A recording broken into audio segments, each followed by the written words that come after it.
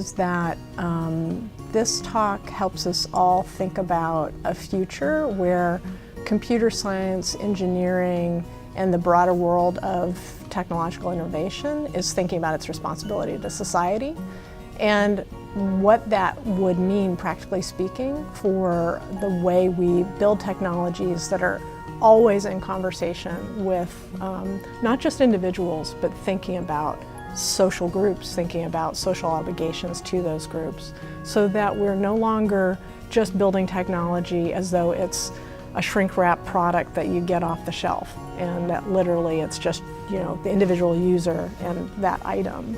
That we're thinking about, as we build technologies, we are literally building social worlds. And how do we want to be in those worlds? And how do we want to connect with each other? And for the most part, private companies have never been on the hook for having to be a part of that accountability. And I'd say in this day and age, one of the most important things we can do, both as citizens, but also as consumers, and certainly as researchers, is hold ourselves accountable in different ways. And that we literally just have come to a moment where we are at the very beginning of thinking, what does that look like? And how do we do that? And the university is the best place to think that through. I mean, that is going to be one of the most important questions the 21st century university answers, is in some ways it is bringing in very practical terms the interdisciplinarity that we all talk about, making that work in a way and in a setting that has never been pushed to think, I have to have a different way of knowing how the world works. So epistemology, like ways of knowing, every discipline has one, and for the most part, humanities share a certain kind of epistemology. Social sciences share one that's akin to it, but a little bit different. The hard sciences and the distinctions that we make around those ways of knowing in the hard sciences, including a technical field like computer science, have never had to think about what does it mean to know the world differently. Rather than measuring, and measuring is great, quantifying how the world works is great, but to really get at how do people make sense of the world, like how do they understand what they're doing, that is a methodology. That's a very particular domain expertise of disciplines. I would argue that we can absolutely experiment with computer science and engineering, learning that. What worries me is imagining any of us can kind of pick that up as we go. I should not be learning how to do statistics properly on the weekends, reading a book about statistics for dummies. I don't think that's a good strategy for computer science and engineering either. So what does it look like to do deeply collaborative interdisciplinary work where we are respecting each other's domain expertise and bringing that to be able to iterate on what we learn from the methodologies that we use. Again, we are early days of figuring that out. Most of my research the last 5 years has been with a computer scientist. And to be able to understand people's experiences of doing online contract work, like the people who train artificial intelligence. We can look quantitatively, computationally at all of the transactional data that tells us what people are doing, for example. But to understand, how do people experience their work? What does this work mean to them? Why do they do it if they don't seem like they're paid well? What are the structures that make a difference for them to make this a way of making a living? Where do they fall off the map? That's qualitative research. And so we've been able to work out strategies for how do we iterate between our methodologies. But frankly, we have to be able to train the next cohort, the next generation of computer scientists and humanists and humanistic social sciences to be able to work together, to learn each other's languages, literacy, not really fluency, but to be able to learn what the other person is saying clearly enough to know when we have to ask another question. And it's going to be challenging, but it is really the most important work that we can be doing. I'd say tech companies and marketing is a bit ahead of the curve because they know, and maybe the imperative of they're trying to get a business either off the ground or develop a product, they're bringing social sciences to the table internally. So the most popular job right now in Silicon Valley is, social scientist, psychologist, sociologist, even within marketing. Like, knowing those things is as important as knowing how to program in R. So realizing that the kind of university education you get at Clemson, which is a good core liberal arts education, that's the best toolkit you can have in this world. That's something that all universities, research universities, really have to come to grips with. The specialization in a technical field is not going to cut it. You're going to have fluency, or at least literacy. Reality is, in a lot of cases, it means we're going to have crappy technology. We'll have technology that, for example, might imagine that everybody has access to a really fast connection and completely steady power, and we won't be able to grapple with a world that has a hurricane about to hit it, and having to have infrastructure that could effectively still allow people cloud access, but assumes that it's going to be intermittent access because of climate conditions. So, for example, if we want to be able to, weatherproof ourselves from something like Hurricane Florence that's about to hit the coast, we have to be thinking, what are the realities of people on the ground? When we build technology that's completely detached from people's everyday experiences, or we have only the image of ourselves who are the people building that technology, we lose out on being able to build something that could actually address a baseline of needs, whether it's around accessibility, around different technical access, but most importantly, being able to imagine that the people who are connecting socially are different. So that's, worst case scenario, we get a lot of technology that actually doesn't help us. Or that's not the worst case scenario. That's actually the most likely scenario. The worst case scenario is that we build technologies that aren't thinking about malicious use.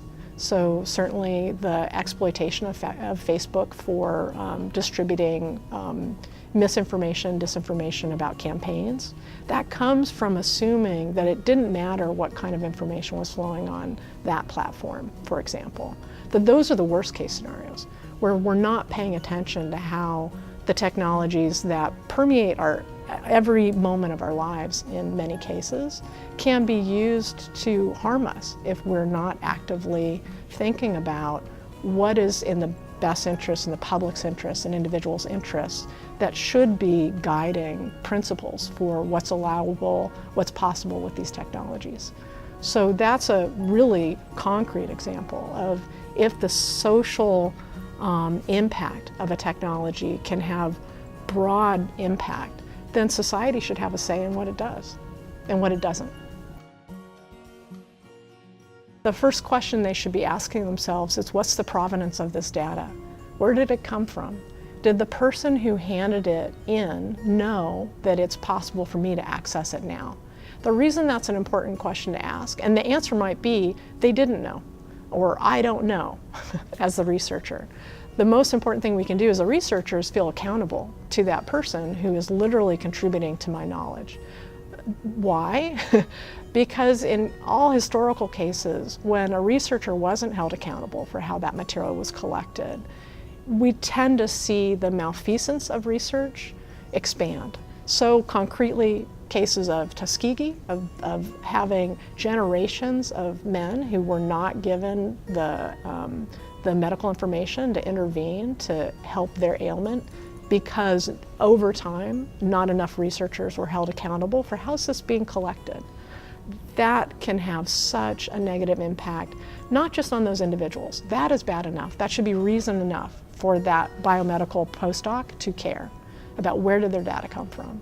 But the reason, if we want to be selfish as researchers to care, is that once the general public no longer trusts us, we lose the quality of our data.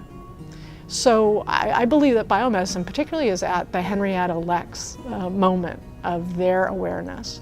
Like if they're going to collect biomedical any biospecimen and have it in a data bank of any kind, they should be aware that they literally could be alienating their future participants and their students' future participants by not being careful and caring about how that material came into their hands. You know, that I think everybody knows the story of Henrietta Lacks. It's like we should never have a moment where somebody felt like science took something away from them without benefiting them, because in fact that means that they have good reason to tell all their friends, stay away from scientists.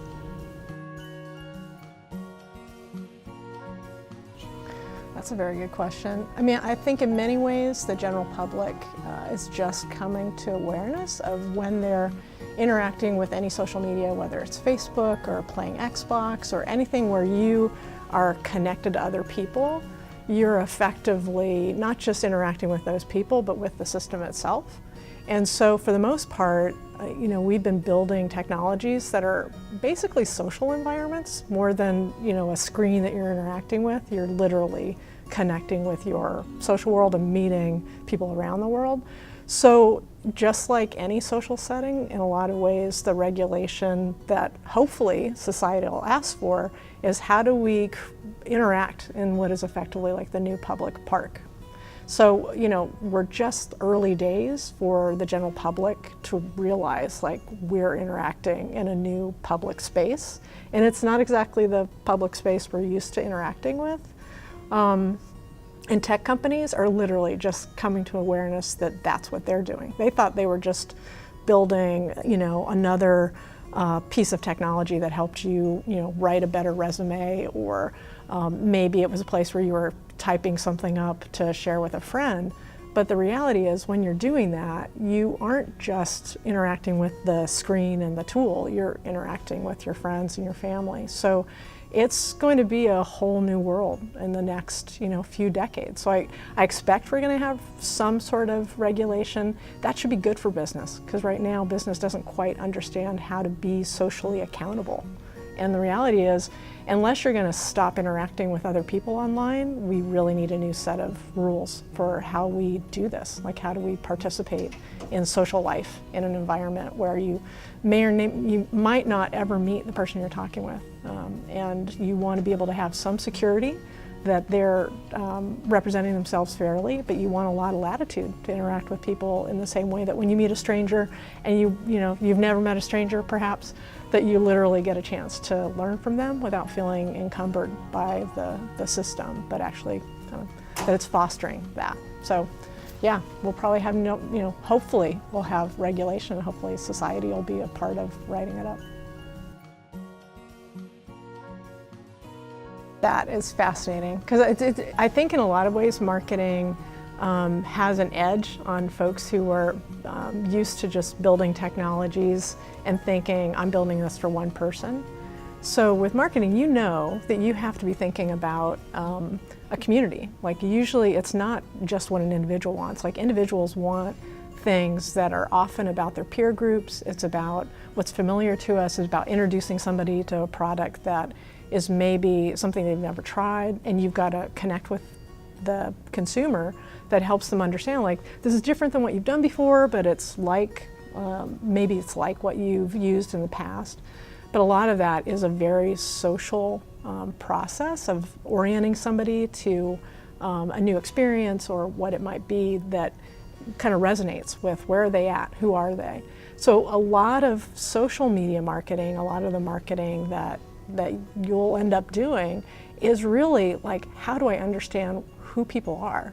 Not like make them want something else, but literally understand who are they, what are the kinds of things that matter to them, so that you're not wasting their time or yours pitching them something that isn't really going to connect with their lives. So I think a lot of it is going to be being that that taste maker that isn't that interested in selling a specific product. The reality is a lot of it's going to be experiences. So how you orient to caring more about what somebody is trying to signal to you, about what's important to them, and saying, oh, okay, I got you on that. This is the kind of thing that would be of interest to you, where you're really not going to be beholden to a single product. Your goal and your talent is going to be saying to a range of companies, like, I have a sense of what is important to these community groups, to these folks who have a particular investment in doing something a particular way, and that you're able to tell them, don't bother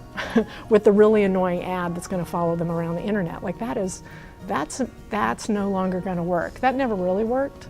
So the kind of personalization and the individualizing of an experience is going to require having a lot of human domain knowledge. Like, you care. That's going to be an important part of your job, is bringing that awareness, that like depth of understanding of why somebody wants what they want to the table, rather than like, here's your marketing strategy that hits all these people, they'll all see an impression of this page X number of times. Waste of time.